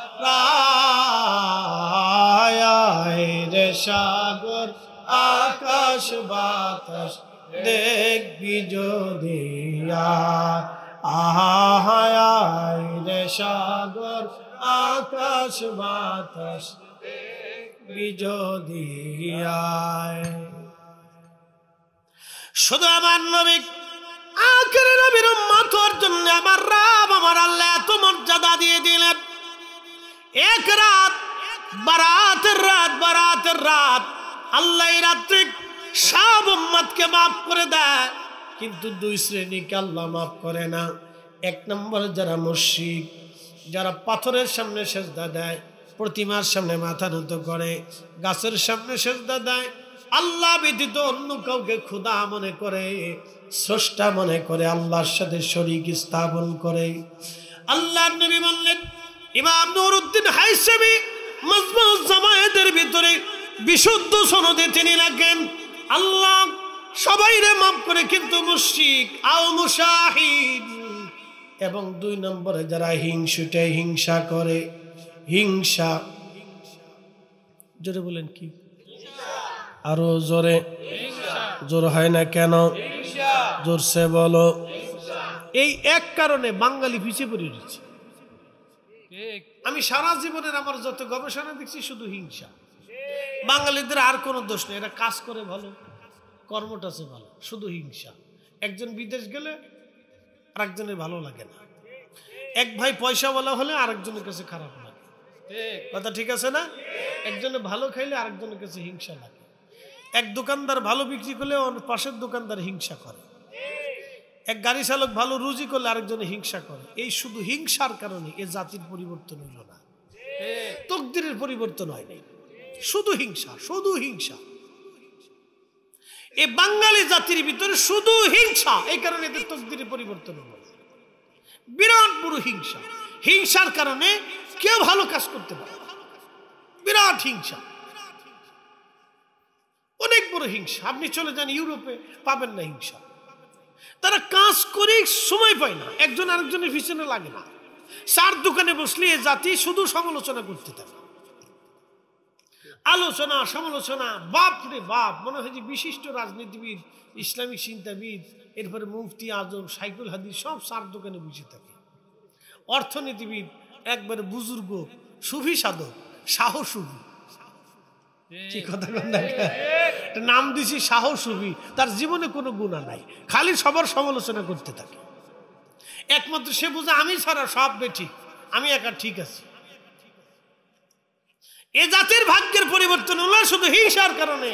আল্লাহ নবী বলেন, উম্মত সবার ক্ষমা হয়, কিন্তু মুশাহিদ হিংসুটের বরাতের রাত্রে কোনো মুক্তি নাই, ক্ষমা নাই, আল্লাহ তারে মাফ করে না। হিংসা, এই জন্য হিংসা থেকে আমাদেরকে বের হয়ে আসতে হবে। কেউ যদি ভালো খায় তাহলে আপনি দোয়া করেন যে আল্লাহ তুমি তারে ভালো রিজিক দিছো, আমারও রিজিক দাও। কারো জমিনে যদি ভালো ধান হয় তাহলে আপনি তার জন্য দোয়া করেন, আল্লাহ তুমি তারে ভালো ধান দিছো, তুমি আমারও ভালো ধান দাও। কি কথা ঠিক আছে না ভাই? দোয়া করেন, দোয়া করেন, হিংসা করেন। হিংসা থেকে বের হয়ে আসতে হবে, সবাইকে হিংসা থেকে বের হয়ে আসতে হবে। এই যে হিংসার রাজনীতি শুরু হয়েছে, আজও পর্যন্ত যায়নি। রাজনীতির ভিতরে হিংসা, ধর্মীয়গতভাবে হিংসা, বিরাট বড় হিংসা, হিংসা হিংসি চলতেছে। পিরালির ভিতরে হিংসা, গাড়ি চালকদের হিংসা, ব্যবসায়িকদের হিংসা, শ্রমিকদের হিংসা, কৃষকদের হিংসা, গ্রামে গ্রামে হিংসা, পাড়ায় পাড়ায় হিংসা, ভাই বোনে হিংসা, ভাইয়ে ভাইয়ে হিংসা, আত্মীয় স্বজনে হিংসা। কথা কর না, বোঝা গেল বরাতের রাত্রে ক্ষমা পাওয়ার লোক খুব কম আছে। কথা কর না, বোঝা গেল বরাতের রাত্রে ক্ষমা পাওয়ার লোক খুব কম আছে হিংসুটার কারণে। হিংসা, জোরে বলেন কি? হিংসা। আরো জোরে বলেন কি? হিংসা, হিংসা, হিংসা। আহা, এই কারণে কত উম্মতের ক্ষমা হবে না। আর মহিলাদের কথা কই তো লাভ নেই, এরা বিরাট বড় বুজুর্গ, একবারে সমাপর আবু আবুসরির মতো। এর কোনো অপরাধ নাই, কোনো দোষ টোষ নাই। তিন ভাই একসাথে 25 বছর কাটালে ঝগড়া হলো না, বিয়ে করার পরে যুদ্ধ লেগেছে, বিরাট যুদ্ধ, বাপরে বাপ। একজন আরেকজনের চেহারা দেখে না, জানাজাও যাবার চায় না, খবরের পাশেও যায় না। এই জন্য মহিলারা সব রাবিয়া বসরে, আমি তাকে দোষ টোষ দিব না। এই ভিডিও শুনবে তো, এখানে তাদের দোষ টোষ দেওয়ার দরকার নাই। তারা খুব নিষ্পাপ, ভালো লোক, আল্লাহ তাদেরকে ভালো রাখুক, আমরা দোয়া করি। ঠিক আছে না? দোয়া করি আল্লাহ তাদেরকে ভালো রাখুক। সব রাবিয়া মুসলিম, কোনো অপরাধ নেই, কোনো অপরাধ নেই। শুধু অপরাধ হলে ফান খাওয়ার বেডি, যে ফান খায় আর খালি গ্রাম করে ঘুরে বেড়ায়, আর খালি এই বেডির সাথে এই বেডি, ওই বেডির সাথে ওই বেডি, ওই পাড়া ওই পাড়া, ওই পাড়া ওই পাড়া। দুনিয়ার কিসে গাইতে থাকে হিংসা, খুব মারাত্মক হিংসা। মহিলাদের হিংসা এতই পরিমাণে যে একজন ভালো একটা শাড়ি পরলেও হিংসা করে। কি কথা ঠিক আছে না ভাই? খালি হিংসা।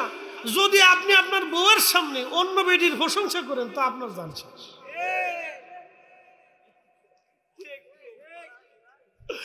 একবার রাবিয়া বসরি বললাম না, কোনো গুণা নাই তাদের, বিরাট বড় গুণ, তারা খুব ভালো।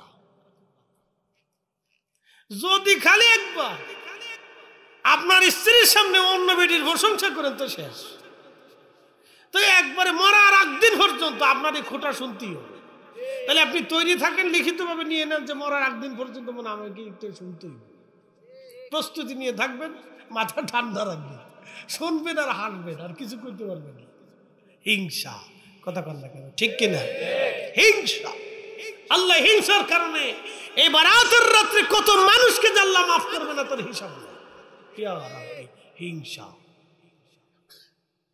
আপনি জানেন কত দামি রাত? এখন প্রশ্ন করতে পারেন, হুজুর এক রাত 400 বছর, এটা তো কমই হয়েছে, আরো বেশি। বেশিটা বলবো, কমনই বেশিটা, একসাথে বলেন আল্লাহু আকবার। এবার বেশিটাই আছে। ঈসা আলাইহিস সালামকে আল্লাহ এক রাতের এত দাম, বাকিটা তো করে দিয়েছে। আল্লাহু আকবার। না না, আরো জোরে। এটা কি আমাদের গুণে না নবীর গুণে? আমাদের গুণে না নবীর গুণে? আমাদের গুণে না নবীর গুণে? নবীর কারণে এই মর্যাদা আমাদের, অথচ নবীর মর্যাদা বুঝলাম না। কথা কন না কে? নবীর শান ইজ্জত আজমতে গেলে অনেকের শরীরে চুলকানি আসে, অ্যালার্জি ব্যারাম আছে। কারণ কি? বুঝতে হবে তার শরীরে চুলকানি না, তার ইমানের চুলকানি। পৃথিবীর সবচেয়ে বড় ব্যাধি হলো এই ব্যাধিটা। এই ব্যাধি থেকে জাহান্নাম পর্যন্ত নিয়ে যাবে। আহা, কত কঠিন হবে হাসর। একটা মারাত্মক ব্যাধি এটা। এর উপর সুরবাসী মনোযোগ দিয়ে কথাগুলি শুনে যাবেন। আজ 400 বছরের হিসাব দিলেন, এবার আর একটু বারে হিসাব বলে দিয়ে যাই। ঈসা নবী বললেন, আল্লাহ এক রাতের এত দাম যদি হয়, বাকি রাতের বাকি মর্যাদার কথা তো এখনো বলোই নাই। আল্লাহ তাহলে আমারে ওই নবীর উম্মত বানাও। আল্লাহ আমার ওই নবীর উম্মত বানাও।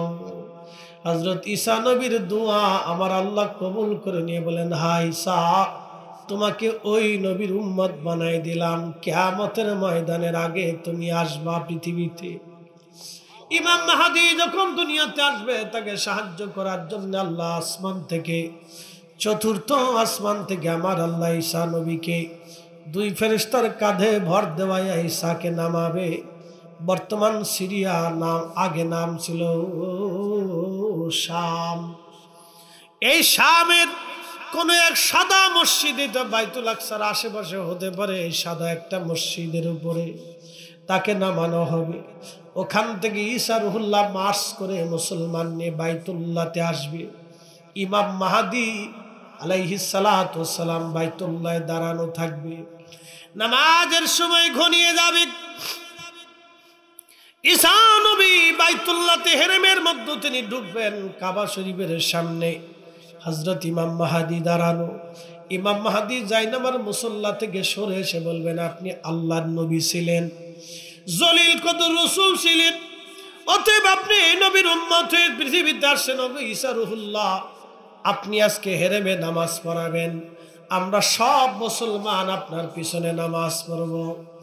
ঈসা নবী ডাক দিবেন, ও মাহদী, ইমাম মাহদী, আমি ঈসা রুহুল্লাহ যদিও রাসূল ছিলাম, নবী ছিলাম, কিতাবধারী রাসূল ছিলাম, কিন্তু এই উম্মতের মর্যাদা দেখে আমি উম্মত হওয়ার বাসনা নিয়ে এসেছি।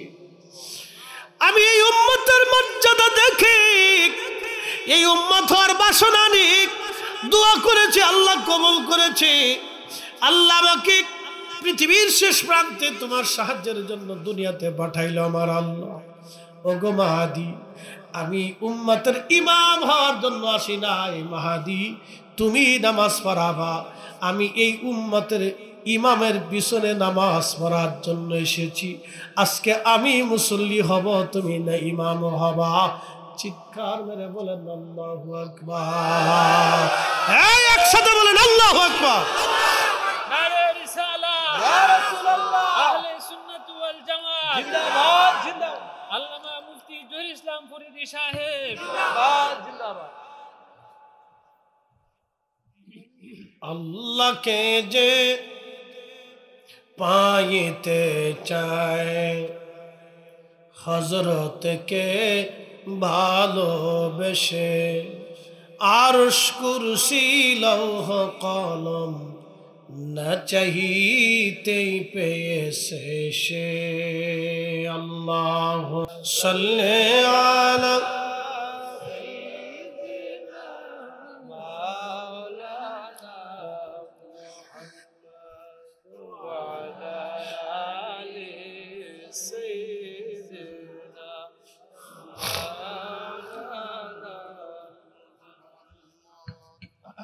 বুঝতে কি কোনো অসুবিধা? মাশাআল্লাহ। হযরত ঈসা নবী, আমি একটা ফজিলত আপনাদেরকে শোনালাম, এই বারাতের রাত্রের ফজিলত। এবার শুনে যান, আমি আপনাদেরকে আগামীকাল জুমা, এই জুমার একটা ফজিলত শোনাই। আল্লাহর হাবিব বলেন, ও আমার উম্মতেরা, আমার ১৬ লক্ষ নবী দুনিয়ার থেকে চলে গেছে, ১,২৪,০০০ নবী গেল, ৩১৩ জন রসুল গেল, কোন রসুলকে আল্লাহ জুমা দেয় নাই, কোন উম্মতকে আল্লাহ জুমা দেয় নাই, কোন উম্মতকে আল্লাহ জুমা দেয় নাই, কোন নবীকে জুমা দেয় নাই। ইহুদিদেরকে আল্লাহ দিল শনিবার, খ্রিস্টানদেরকে দিল আল্লাহ রবিবার, কিন্তু আল্লাহ আমাকে দিল জুমা, সাইয়্যিদুল আইয়াম, দিনের সরদার, জুমার দিন আমার উম্মতকে আমার আল্লাহ জুমা দিল, জুমার মর্যাদা আল্লাহ দিয়ে দিল। আমার উম্মতরা তোমরা শোনো, ইয়া আইয়ুহাল্লাযীনা আমানু ইযা নুদিয়া লিস-সালাতি মিন ইয়াউমিল জুমআতি ফাসআউ ইলা যিকরিল্লাহি ওয়া যারুল বাই'। হে ঈমানদার, যখন জুমার নামাজের আজান পড়ে যায়, তখন তোমরা ব্যবসা বাণিজ্য, বেচা বিক্রি, লেনা দেনা সব ছেড়ে দাও, সব দুনিয়ার সব এক পাশে রেখে দিয়ে তোমরা জুমার জন্য রওনা করো। ফাসাউ ইলা যিকরিল্লাহি ওয়া যারুল বাই', যালিকুম খায়রুল লাকুম ইন কুনতুম তা'লামুন। ঈমানদার, জুমার নামাজে চলে আসো, দেরি করবা না, বাড়িতে থাকবা না, ব্যবসা বাণিজ্য ছেড়ে দাও, লেনা দেনা ছেড়ে দাও, কাজকর্ম ছেড়ে দাও, আহা কেনা বেচা ছেড়ে দাও, সব ছেড়ে দি তুমি নামাজের জন্য রওনা করো। সহিহ সুনানুত তিরমিজিতে বিশুদ্ধ সনদে নবী বলতেছেন, আমার উম্মত যখন জুমার নামাজের জন্য রেডি হবা, গোসল করলা, পাক সাফ হয়ে উত্তম পোশাক পরে রওনা করবা। মনে রাখবেন, আমি জুমার দিনে যে পোশাক পরি, ওয়াজে সেই পোশাক পরি, ঈদের দিনে সেই পোশাক আমি পরি। আমি সবসময় উত্তম পোশাক পরার চেষ্টা করি, নর্মাল পোশাক আমি কখনো পরি না। জুমার দিনেও যেই পোশাক, মাহফিলেও সেই পোশাক, ঈদের দিনেও আমি সেই পোশাক পরি। উত্তম পোশাক পরি ৩ অবস্থায়, মাহফিলে উত্তম পোশাক পরি, জুমার দিনেও উত্তম পোশাক পরি, এবং ঈদের দিনেও আমি উত্তম পোশাক পরি। আল্লাহর নবী বললেন, জুমার দিন দিনের সরদার, মুসলমানদের ঈদের দিন, খুশির দিন, জুমার দিনে সুন্দর পোশাক পরবেন, পোশাক পরিয়া সুগন্ধি লাগাইয়া ওযু গোসল পাকসা বইয়া রওনা করবেন আদবের সাথে। আল্লাহর নবী বললেন, ও আমার উম্মত, আমার জুমার দিনের একটা ফজিলত তোমরা শুনে নাও। ফজিলতটা হলো, আমার উম্মত ওই আদবের সাথে মসজিদে আসবে, জুমার দিনে ইমামের পাশাপাশি এসে মসজিদের কাছাকাছি ইমামের পাশাপাশি বসবে, অথবা মসজিদে আদবের সাথে বসবে, আদবের সাথে খুতবা শুনবে, ধীর স্থিরতার সাথে জুমার নামাজ আদায় করবে। নামাজ শেষ করে আমার উম্মত স্থিরতার সাথে ধীরে ধীরে ধীরে ধীরে পায়ে হেঁটে যাবে, পায়ে হেঁটে আবার আদবের সাথে বাড়ি চলে আসবে। আল্লাহর নবী বলেন, আমার উম্মত প্রত্যেক কদমে কদমে। 1 বছর ইবাদত করলে যে নেকি হবে, 1 বছর রোজা রাখলে যেই নেকি হবে, প্রত্যেক কদমে কদমে আমার রাম আমার আল্লাহ। জোরে জোরে জোরে জোরে জোরে। প্রত্যেক কদমে কদমে 1 বছরের নফল, 1 বছরের ইবাদত, 1 বছরের রোজা, 1 বছরের ইবাদত, 1 বছরের রোজা, প্রত্যেক কদমে কদমে কদমে কদমে আল্লাহ লিখে দেবেন। বাড়ি থেকে মসজিদে, মসজিদ থেকে বাড়ি আসা পর্যন্ত প্রত্যেক কদমে কদমে আমার রব আমার আল্লাহ নেকি লিখে দেবে। নেকি নেকি নেকি নেকি। এখন আপনারা তো বরাতের হিসাব দিলাম 400 বছর, এবার জুমার দিনের হিসাব দিয়ে যায়। বাড়ি থেকে পায়ে হেঁটে যদি 1000 কদম লাগে আপনার, তাহলে 1000 বছর। আসতে যদি 1000 কদম হয়, তাহলে আরো 1000 বছর। যাইতে যদি 500 কদম হয়, 500 বছর। আসতে যদি আরো 500, 1000 বছর। যাইতে যদি 200 কদম হয়, আবার আসতে 200, 400 বছরের সওয়াব। শুধু জুমার মসজিদে যাবেন আর আসবেন, হাঁটার মধ্যে সওয়াব পাবেন। প্রত্যেক কদমে 1 বছরের নেকি হাঁটার মধ্যেই পেয়ে যাবেন। বাকি নেকি তো বললামই না। একসাথে বলেন না জোরে জোরে আল্লাহু আকবার। আমাদের গুণে না নবীর গুণে? জোরে বলেন, আরো জোরে, জোরসে বলো। এই নবীর দুরূদ চলবে না বন্ধ হবে? এই নবীর শান চলবে না বন্ধ হবে? এই নবীর সালাম চলবে না বন্ধ হবে? এই নবীর ইজ্জত চলবে না বন্ধ হবে? এই নবীর গুণগান চলবে না বন্ধ হবে? যারা এই নবীর গুণগান বন্ধ করতে চায়, আমরা মিলাদুন নবীর মাহফিল দিয়া এই নবীর গুণগান শুনি, গুণগান কই, গুণগান বলি, গুণগান শুনি। যাদের শরীরে চুলকানি হয়, মিলাদের নাম দিয়া আমরা এই নবীর দুরূদ পড়ি, নবীর সালাম দেই, নবীর জন্য দোয়া করি, রসুলের উসিলা নিয়ে আমরা দোয়া করি, নবীর শান গাই, নবীর প্রশংসা গাই। যাদের শরীরে চুলকানি হয়, তোমরা চুলকাইতে থাকো আর আমরা গাইতে থাকবো, বলতে থাকবো। তোমরা চুলকাইতে থাকবে, আমরা গাইতে থাকবো, বলতে থাকবো। কথা কন না কেন? হা হা হা, কেবল 2টা কইছি, এরকম হাজার হাজার এখনো কই দিয়েছি, শুধু নবীর কারণে। কথা ঠিক আছে না? যদি মুসা আলাইহিস সালামের উম্মত হইতাম, তাহলে এই জুমা পাইতাম, বরাত পাইতাম, কদর পাইতাম, কিচ্ছু পাইতাম না। 5 ওয়াক্ত নামাজে 50 ওয়াক্তের সওয়াব পাইতাম। যদি ঈসা নবীর উম্মত হইতাম, পাইতাম। এই জন্য ঈসা নবীকে আল্লাহ আমার ওই নবীর উম্মত বানাই। জোরে জোরে জোরে জোরে। তাহলে আমাদের দাম কত? কত দাম? কত দাম? সুদ খাওয়ার জন্য, ঘুষ খাওয়ার জন্য, বিড়ি খাওয়ার জন্য, অন্য সম্পদ মারার জন্য, অন্যায় করার জন্য? না না না, আল্লাহ রসুলের আদর্শকে নিজের বুকে ধারণ করার জন্য। কথা বলে ঠিক কিনা? প্রিয় উপস্থিতি, অনেক কথা অল্পতে সারছি। ওয়াজ শুনলে কি লাভ, করলে কি লাভ? লাভ হবে তার আমলে, আমলেও লাভ হবে না নবী প্রেম না থাকলে দিলে। নবী প্রেম থাকলে দিলে লাভ হবে কম আমলে। সুপারিশ করবে নবী রোজ হাসরের ময়দানে। জ্ঞানী যারা বুঝে তারা শুধু ইশারা, নাদানের বুঝাইতে পারে আছে কে কোথায়। জ্ঞানীর মতো জ্ঞানী হলে অল্প কথায় বুঝে, কচুর মতো কচু হলে অল্প জালে সিজে।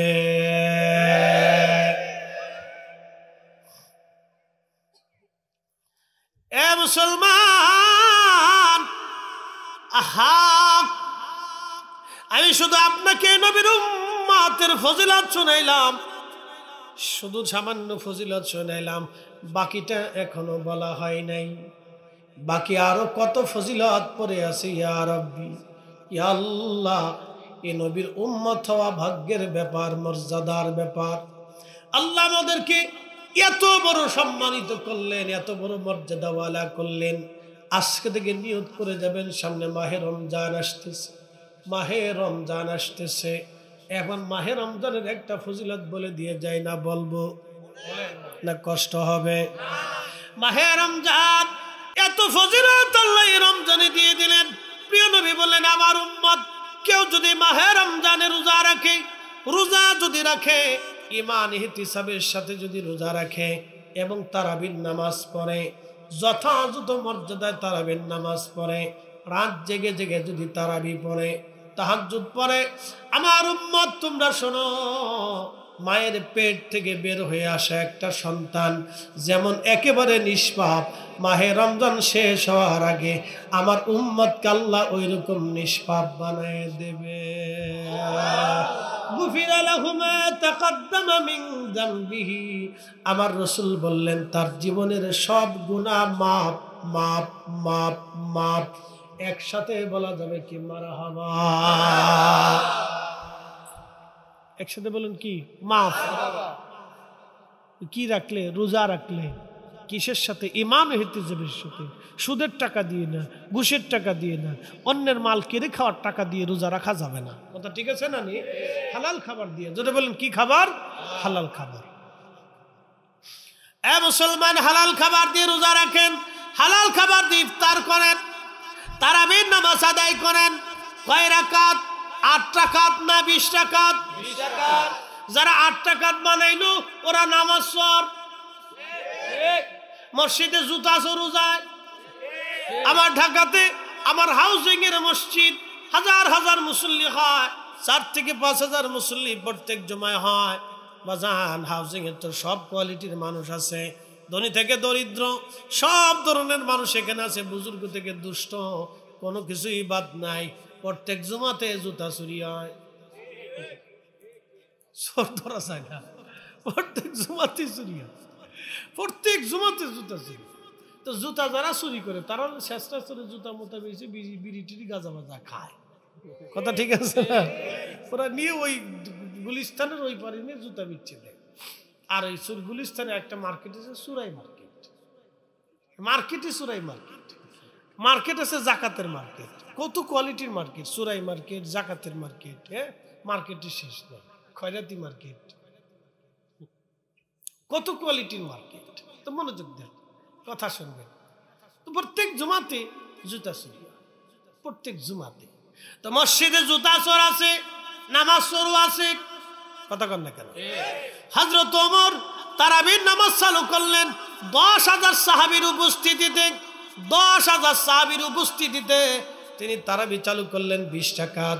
হযরত শাহজালাল ইয়ামানি দেশে আসলেন 750 বছর আগে। 360 জন আল্লাহর ওলি নিয়ে আসলেন। যদি তারাবির নামাজ 8 রাকাত হতো তাহলে হযরত শাহজালাল ইয়ামানি 360 জন আল্লাহর ওলি, তিনারা 8 রাকাত তারাবি এই জমিনে বাস্তবায়ন করিয়া যাইত। তারা যেহেতু 20 রাকাত করছে, এ সিলেটের মুসলমান, হবিগঞ্জের মুসলমান, এটা কি বানিয়েছুম না? বানিয়াচুঙের মুসলমান, তাহলে শুনে যাবে না, আমরা কারো ফতোয়া মানব না। শাহজালাল 360 আউলিয়াটাই ঠিক। এবার মক্কা মদিনা থেকেও যদি বড় হুজুর আসে তাকে মানা যাবে না, কারণ শাহজালালের জুতা টানার যোগ্যতাও হয় না। হাত উঁচু করে বলেন ঠিক কি না? কোন সন্দেহ আছে? তেলের গাড়ি তেলে চলে, হাওয়ার গাড়ি হাওয়ায় উড়ে, বিনা তেলে চালাই গাড়ি নবী সুলাইমান। আমরা সেই মুসলমান। আল্লাহর ওলিরা যে ইসলাম আমাদের দেশে নিয়ে আসছে এটাই ঠিক ইসলাম। এই ইসলামে মারামারি নাই, কাটাকাটি নাই, রক্তপাত নাই, খুন খারাপি নাই, অন্যের মাল কেড়ে খাওয়া নাই, অন্যের সম্পদ মেনে খাওয়া নাই, অন্যের বাড়ি ভাঙা নাই, অন্যের বাড়িতে আগুন দেওয়া নাই, অন্যের সম্পদ চুরি করা নাই। কথা বল না কেন?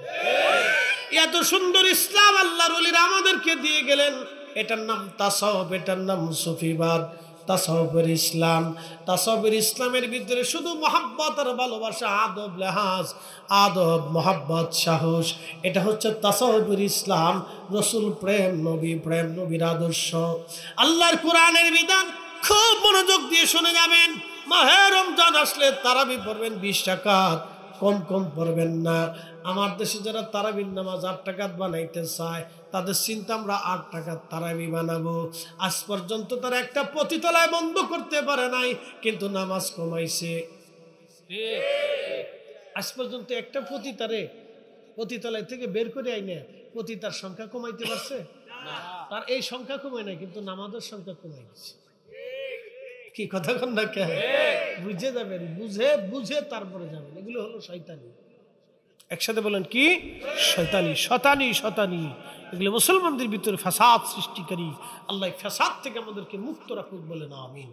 অনেক বড় ফাসাদ, অনেক বড় ফাসাদ। এদেশের কত যুবক তারাবির নামাজি পড়ে না। কি কথা আছে না ভাই? বহু মুসলমান নামাজি পড়ে না। এত চিন্তা হলো তোর 8 টাকা তার 20 টাকা, নামাজ না থাকলেই তো ভালো। এই চিন্তা করে যে নামাজ না থাকলেই তো ভালো। তোরা 8 টাকা তার 20 টাকা নিয়ে ঝগড়া করিস, না থাকলেই বলে এটা বাদ দিয়ে দিতাও বলা। ও নামাজি পড়ে না। মনোযোগ দেন। এই যে মাহে রমজান আসতেছে, একটা ফজিলত বর্ণনা করে দিয়েছে, খুব ইম্পর্টেন্ট। আল্লাহ রসুল বলেন, ও আমার উম্মত, তোমরা মাহে রমজানে যেটা আল্লাহর পথে ব্যয় করো, খরচা করো, আল্লাহ অন্য মাসে সেটারে 10 গুণ থেকে 70 গুণ, 70 থেকে 700 গুণ বাড়ায়। যেমন আপনি এখন দান করছেন, কি করছেন? দান করছেন 1 টাকা। তো আপনার আল্লাহ 1 থেকে 10, 10 থেকে 70, 70 থেকে 700 গুণ পর্যন্ত আল্লাহ বাড়াবে। কিন্তু মাহে রমজানে 1 টাকা দান করছে, যদি ইখলাসের সাথে দেন, তাহলে কত গুণ যে বাড়াবে এটা আল্লাহ ছাড়া কেউ জানে না। না আসতে হয়ে গেছে, জোরে বলেন। বিগয়রি হিসাব, হিসাব ছাড়া। এখন কত গুণ যে আল্লাহ দিবে আল্লাহ ছাড়া কেউ জানে না। আল্লাহর নবী বলেন, হে আমার উম্মত, ইয়া আল্লাহ, হে আমার উম্মত, তোমরা শুনিয়া যাও। আমার উম্মত তোমরা শোনো, ও আমার উম্মত তোমরা শুনিয়া যাও। মাহে রমজানে তোমার রোজাদারকে তুমি ইফতার করাও, যদি সম্ভব হয় 1 বেলা দুধ দিয়ে করাও, যদি তা না পারো 1টা খেজুর দিয়ে করাও, যদি তা না পারো তাহলে 1 পেয়ালা পানি দিয়ে তোমার ভাইকে ইফতার করাও। যদি তুমি ইফতার করাইতে পারো তাহলে তোমার রোজা হোক বা না হোক, যারে ইফতার করাইলা তার রোজা হোক বা না হোক, আমার আল্লাহ কবুল রোজার সওয়াব তোমার আমল নামায় লিখে দিবে ইফতার করানোর কারণে। জোরে বলেন মারহাবা। আর যদি তুমি রোজাদারকে পেট পুড়ে খাবার খাওয়াও, তৃপ্তির সাথে যদি রোজাদারকে খাবার খাওয়াও, আল্লাহ নবী বললেন, তাহলে তোমরা গ্যারান্টি নিয়ে যাও, আমি কিয়ামতের ময়দানে তোমাকে হাউজে কাউসারের পানি পান করাবো। জোরে বলেন, জোরে জোরে চিৎকার মেরে বলেন আল্লাহু আকবার। কোন পানি? কোন পানি? হাউজে কাউসারের পানি। দুধের চাইতে সাদা, মধুর চাইতে মিষ্টি, মিষ্কের চাইতেও ঘেরান, এত চমৎকার পানি। নবীজি বললেন, কোন চোখ কখনো দেখে নাই, কোন জিহ্বা কখনো স্বাদ নিতে পারে নাই, এতই মজার পানি। একবার যদি আমার উম্মত পান করে, তাহলে শুনে রাখো, জান্নাতে যাওয়ার আগ পর্যন্ত পানির কথা মনে থাকবে না। ওই পানি আমি পান করাবো যদি আমার উম্মত রোজাদারকে তৃপ্তির সাথে খাবার খাওয়ায়, তৃপ্তির সাথে খাবার খাওয়ায়। আল্লাহ কবুল করুন, জোরে বলেন আমিন। নারে তাকবীর, নারে রিসালাত। তাহলে হাউজে কাউসারের পানি পাইতে হলে কি করা লাগবে? রোজাদারকে খাওয়াইতে হবে। কথা ঠিক কিনা? রোজাদারকে কি করাইতে হবে? খাওয়াইতে হবে, তৃপ্তির সাথে খাওয়াবেন। আল্লাহ কবুল করুক, বলেন আমিন। গরিব মিসকিনকে খাওয়াবেন, আল্লাহ তাও কবুল করুক, বলেন আমিন। একটা লোক উঠবেন না, একটা লোক উঠবেন না। এত সময় দীর্ঘ ফজিলতের বয়ান আপনাদেরকে শোনাইছি, এক টানা দম সারি নেই, এক টানা 1.5 ঘন্টা আপনাদেরকে ওয়াজ শোনাইতেছি। একসাথে বলবেন না মারহাবা? সারা রাত্র যদি করি তাও মজা লাগবে, মজার জিনিস মজা লাগে, ঠিক আছে না? আর যাদের ইমান মজবুত তারা এই আরো মজা লাগে, কারণ আল্লাহ কোরআনে বলছেন, ওয়াইদা তুলিয়াত আলাইহিম আয়াতুহু যাদাতুহুম ঈমানা। আমার ওয়াজ যখন, আমার কথাগুলি, আমার আয়াতসমূহ যখন তেলাওয়াত করা হয়, তখন ঈমানদার যারা, তাদের ঈমান বাড়তে থাকে। এই জন্য বাড়িতে কোরআন খতম দিবেন, কোরআন পড়াবেন। এই যে মাহে রমজান আসতেছে, বেশি বেশি করে কোরআন শরীফ পড়বেন, বেশি বেশি করে বাড়িতে কোরআন তেলাওয়াত করবেন, আর অধিক পরিমাণে বাড়িতে কোরআন খতম দিয়াবেন। হাফেজদেরকে ডেকে এনে কোরআন খতম দিয়াবেন। কোনো নিষেধ নাই, কোনো বেদাত নাই। বেশি বেশি করে কোরআন শরীফ পড়াবেন, বেশি বেশি করে মরহুমদের জন্য দোয়া করাবেন। সাবধান, যতদূর পারেন এই মাসে, যত বেশি পারেন রমজানে, তত বেশি আল্লাহর কাছ থেকে চাইয়ে নেবেন। সাবধান, কোনো বেদাত টেদাত নাই। যতদূর পারেন খালি চাবেন, যতদূর পারেন খালি কোরআন খতম দিবেন, যতদূর পারেন। সারা রাত ভরে পড়লেও নিষেধ নাই, সারা দিন ভরে পড়লেও নিষেধ নেই, পড়তে থাকে। প্রিয় ভাই আমার, লম্বা কথা বাড়াবো না। আমি ঢাকার থেকে আসছি, আবার ঢাকা ফিরে যাব। আমি কোথায় ফিরে যাব? আমার বাসায় ফিরে যাব। আমরা ছিলাম আল্লাহর কাছে, আবার সবাই ওয়া ইন্না ইলাইহি রাজিউন, আল্লাহর কাছে ফিরে যাব। আমরা ফিরে যাব কার কাছে? আমি যেমন বাসার থেকে আসছি, আবার বাসায় ফিরে যাব। যদি জিজ্ঞেস করেন হুজুর কোথায় যাবেন, বলে আমি আমার বাসায় ফিরে যাব। তো ঠিক আমরা আসছিলাম আল্লাহর কাছ থেকে, আবার আল্লাহর কাছে ফিরে চলে যাব, আবার আল্লাহর কাছে ফিরে চলে যাব। তো ফিরে যেহেতু যাব, তাহলে কিছু বদ্দুর মিষ্টি, দই টই, সিরে চাল, চিনা বাদাম টাদাম এগুলো নিয়ে যাওয়ার সুযোগ আছে না? তাহলে কি নিয়ে যাব? আছে বাবা, ইতা লয়ে যাইতা ইমান ও আমল। ইমান ও আমল, জোরে বলে ইমান ও আমল, দুইটা জিনিস নিতে হবে। ইমান ও আমল, এই দুইটা জিনিস নিতে হবে। আমরা ফিরে যাব আল্লাহর কাছে। একদিন মাটির ভিতরে হবে ঘরে, মন আমার কেন বান্ধ দালান ঘর, মন আমার কেন বান্ধ দালান ঘর। আমরা আল্লাহর কাছে ফিরে চলে যাব। আগামী বছরে, এই বছরে এই পোস্টারটা দিছে মিজানুর রহমান, দুবাই প্রবাসী। ফ্যান্ডেল দিছে শাহাবুদ্দিন ভাই, মাইক দিছে মামুন মিয়া। তিনজনে এবছর তিনটে জিনিস দিছে। ফ্যান্ডেল দিছে শাহাব ভাই, পোস্টার দিছে মিজান ভাই, আর মাইক দিছে মামুন ভাই। আগামী বছরে পোস্টারটাকে দিবেন, মাইকটাকে দিবেন, হ্যাঁ মিজান দিবে। না রে তাকবীর, একটা লোক উঠবেন না, বসেন। নারে রিসালাত। মিজান ভাই আগামী বছর